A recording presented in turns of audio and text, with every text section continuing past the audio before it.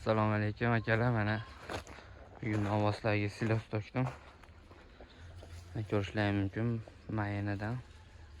Bu qurigan sariq poyasini maydalab ololmagan. Bu dumbuldi po'chog'i. Makkalarini ham maydalab olgan.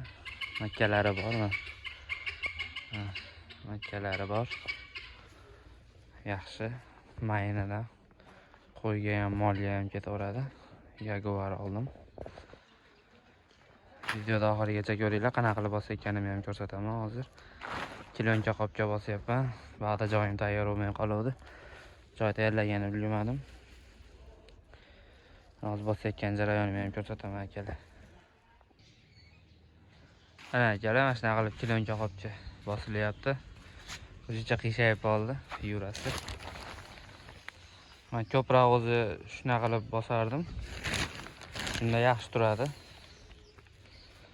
Bu kilonchani qorasini olganimiz sababi tovuqlarim bor, uyimizda sichqonlar bor. Kilonchada ichida silos ko'l, makka ko'rinib qolsa cho'qib teshib qo'yishardi. O'tgan safar bosganlarimda havo kirib aynib qolyapti keyin teshilgan joydan. Shunga o'tgan yili probaga qorasidan bir ikkita olib bosganimda shuni teshmadi, sichqon ham, tovuqlarim ham. Shunda yaxshi turgan edi. Yana bu safar ham qorasidan oldim kilonchani. Akalar shunaqa qilib qirslab etayda toshilyapti. Etayda 2 etay, 3 etay tashab turib, chiroyli qilib yayib turib, oyoqda bosib yuborilyapti. Tuz solganim yo'q.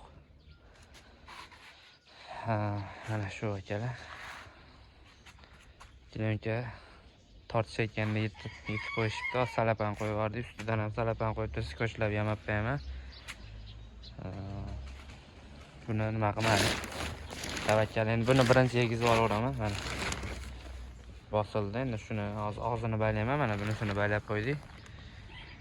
Buni ham baylab, endi xudo xolasa shuni shu bilan bahorgacha yemimiz deb. Mana akalar, oxirigacha ko'rganlar bo'lsa, kanalimizda yangilar bo'lsa, podpiska tashlab qo'yinglar. Kimgadir manfaatli bo'lsa, xursand bo'lamiz. Silos bosmoqchi bo'lgan tanishlarga jo'natib qo'yinglar. Shunaqa qilib bossa ham bo'laveradi. Biz ko'pchilik shunaqa qilib bosadi. Biz ham shundan foydalanamiz. Hammaga rahmat akalar. Obuna bo'lishni unutmanglar.